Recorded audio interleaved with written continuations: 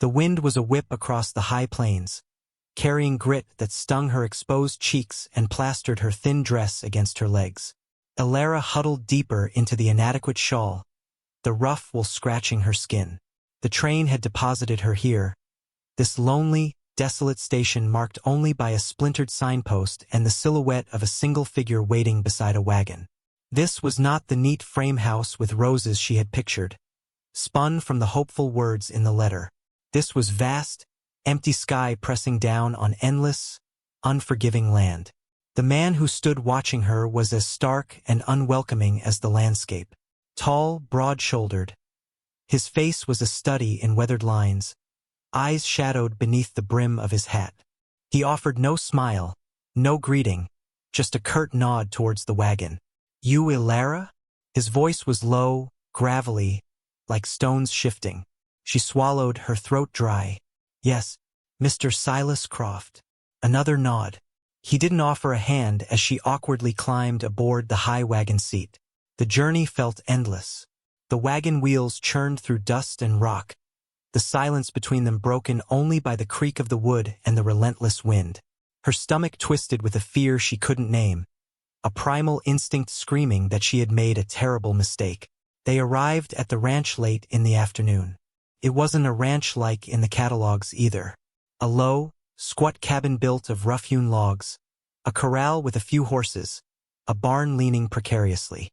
Smoke curled from the stone chimney, the only sign of warmth or life.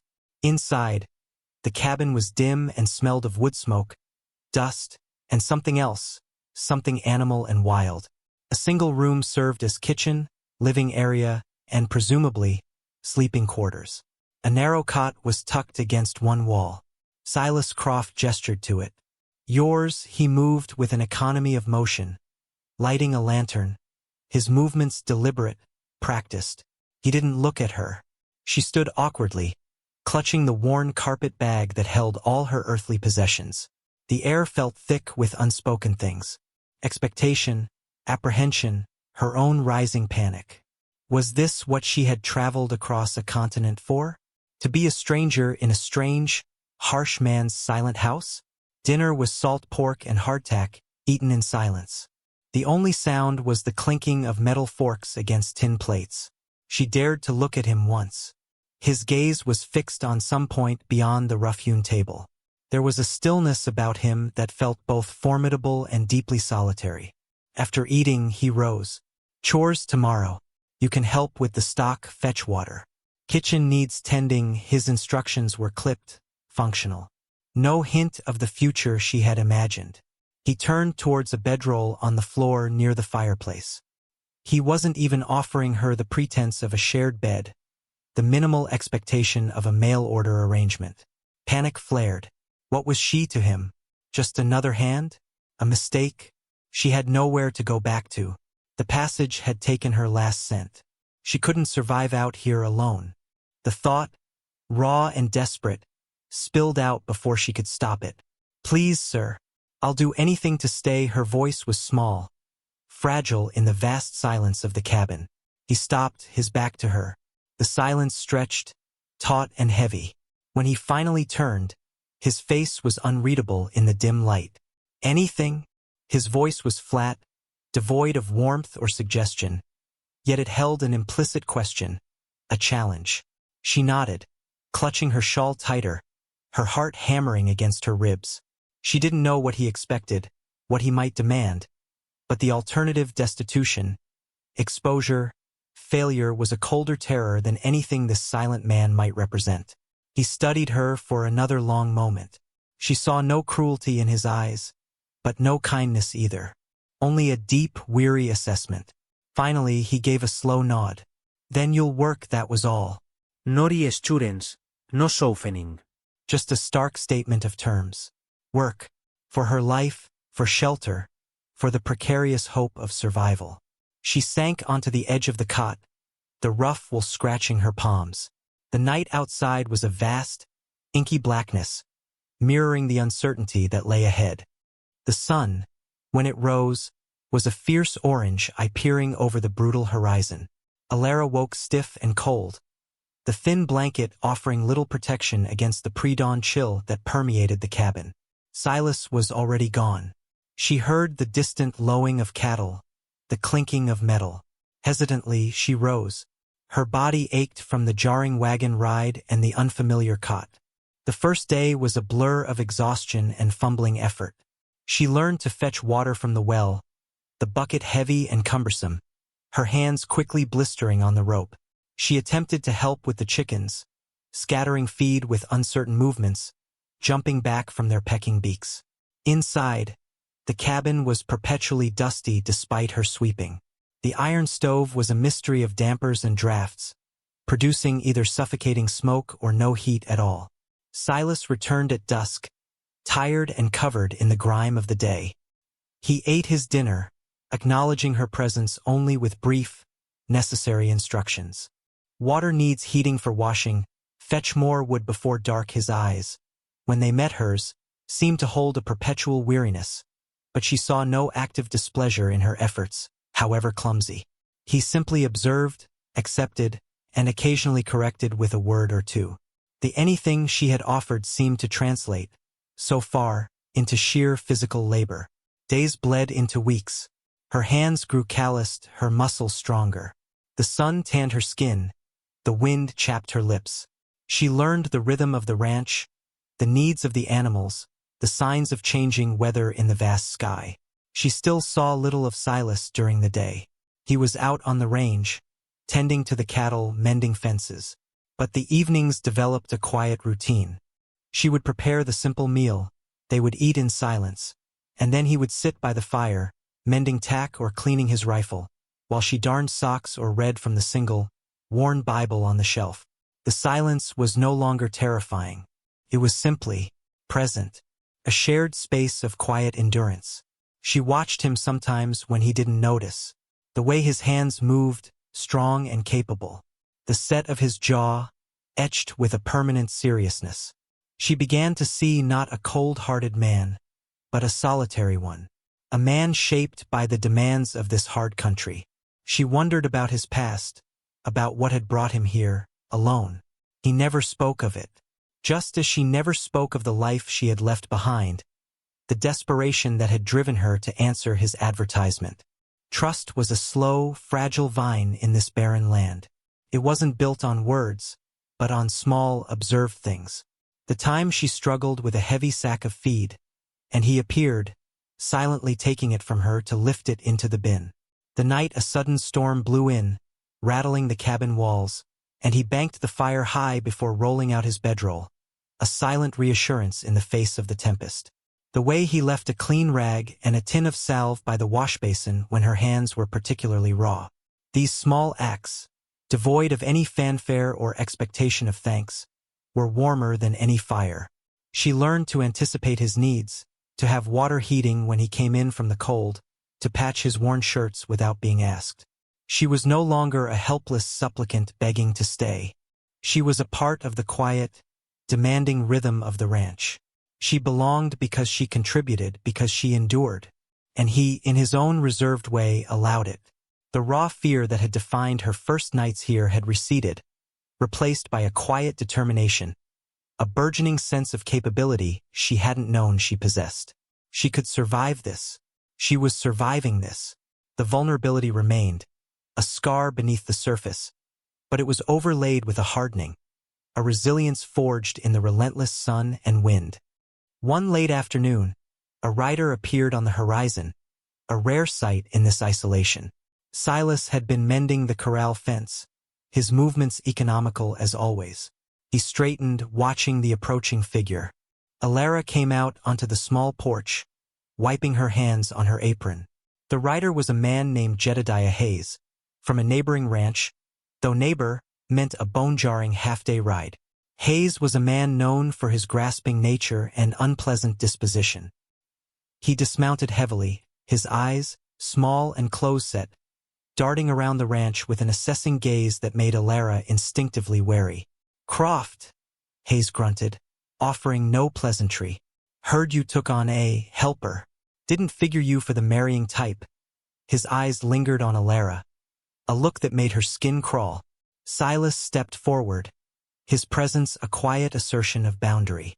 She works here. His voice was level, devoid of inflection, but held an unmistakable undertow of warning. Hayes chuckled, a dry, unpleasant sound. Work? Or warmer duties? Croft? Don't know you had it in you. He winked lewdly in Alara's direction. Alara felt a hot flush of shame and anger rise in her cheeks. She gripped the edge of the porch railing. Silas's stillness intensified. It was the calm before a storm. "State your business, Hayes," Silas said, his voice low. Hayes stopped smirking. "Business? Your northern pasture. My herd wandered onto it again. Seems your fence is down, Croft. Cost me time rounding him up. Expectin' compensation." Silas's gaze didn't waver. "My fence is sound. Checked it yesterday. Coulda gone down last night," Hayes insisted, his tone growing more aggressive. "Or maybe you just didn't look hard enough. Lazy, Croft? Or just hidin' something up there?" He gestured vaguely north, hinting at illicit activity, rustling perhaps. It was a thinly veiled accusation, a common tactic Hayes used to intimidate smaller ranchers or extort money. Alara watched Silas closely. His face was impassive, but his eyes held a dangerous light she hadn't seen before. It wasn't fear, but a cold, contained fury. Hayes took a step closer, emboldened by Silas's silence. "Maybe I oughta ride up there myself, see what's really going on. And maybe I oughta take a closer look at your helper here too. A woman alone out here valuable, ain't she?" He smirked again, a predatory gleam in his eyes. This time, Alara didn't just feel fear. She felt a surge of fierce protectiveness for the quiet life she had built here, precarious as it was, and for the man who, in his silence, had given her refuge. Before Silas could react, Alara spoke, her voice clearer and stronger than she expected. "The fence is not down, Mr. Hayes. I was up that way fetching firewood this morning. It is intact." Hayes whipped his head around, surprised she had spoken. "You? What would you know, city woman? Probably got lost." "I know what I saw," she stated, meeting his gaze directly. Her heart pounded, but she refused to look away. Hayes sneered. "Don't believe her, Croft. She speaks the truth." Silas's voice cut in, sharp as a whip crack. He took another step forward, placing himself squarely between Hayes and Alara. "Get off my land, Hayes, and don't come back." His hand rested lightly on the worn handle of the pistol tucked into his belt. It wasn't a threat, but a simple statement of fact, a readiness that chilled the air more effectively than any shouting. Hayes hesitated, his eyes flicking between Silas's face and the pistol. He was a bully, not a fool. He could see the quiet certainty in Silas, the lack of bluster that meant he would act. With a final, hateful glare that encompassed both of them, Hayes remounted his horse. "This ain't over, Croft," he spat, before turning the animal and riding away in a cloud of dust. The tension lingered long after he was gone. Alara let out a shaky breath she hadn't realized she was holding. She looked at Silas. He was still watching the receding figure of Hayes. Then, slowly, he turned his head to look at her. His gaze was intense, searching. She met it, her own eyes reflecting the fading light. The silence stretched, different from their usual quiet. This silence was charged with the shared moment, the shared defiance. He gave a slow, almost imperceptible nod. It wasn't a thank you, but something deeper, an acknowledgement, a recognition of her courage, and perhaps, of the unspoken bond that had formed between them. She had not just stayed. She had defended their fragile space. She had chosen this harsh, lonely place, and him, and she was willing to fight for it. The confrontation with Hayes changed something, subtle but significant. The air between them held a new weight, a quiet understanding forged in shared adversity. Silas didn't speak of the incident again, but his eyes rested on Alara differently sometimes, a flicker of something akin to respect, perhaps even warmth, in their depths. The work continued, relentless and demanding, but now she approached it with a sense of purpose that went beyond mere survival. This land, this cabin, this quiet, difficult man, They were becoming hers, not through any legal claim, but through effort and will. She learned to fire the rifle, practicing on tin cans under Silas's watchful, silent tutelage. He showed her how to track, how to read the signs of the weather in the clouds, how to mend the fences properly. She was no longer just a domestic helper. She was becoming capable, grounded in the realities of this life. One evening, as she stirred a pot over the fire, Silas spoke, his voice low and hesitant, breaking a long silence. "Hayes, you won't forget, it wasn't a warning, more a simple statement of the ongoing threat." Alara nodded. I know she wasn't afraid in the same way she had been that first night. The fear was still there, a cold knot in her stomach, but it was overlaid with a hard layer of resolve. "We'll manage," she said, her voice steady. He looked at her then, a long, assessing look. "Yeah," he said, the word rough but holding a new resonance. "We will." It was the closest he had ever come to an acknowledgement of them as a unit facing the world together. The harsh winter descended, trapping them in the cabin for days at a time. The silence inside became less about lack of things to say, and more about a comfortable, shared solitude. They ate, they worked on chores within the cabin, they sat by the fire. Alara continued to read from the Bible, sometimes reading aloud in her clear voice, the ancient words filling the small space. Silas listened, his eyes fixed on the flames. He never commented, but he never asked her to stop. During one particularly fierce blizzard, the wind howled like a banshee, shaking the very foundations of the cabin. Alara was jumpy, the sound unnerving. Silas, mending a bridle by the firelight, seemed unfazed. He looked up, saw her apprehension. He didn't offer comforting words. Instead, he simply extended his hand towards the fire. "Warm your hands." It was a small gesture, but in his language of unspoken actions, it was immense. She moved closer, sitting opposite him, feeling the heat on her skin. His presence was a quiet anchor in the storm. They sat there for a long time, two figures in the flickering firelight.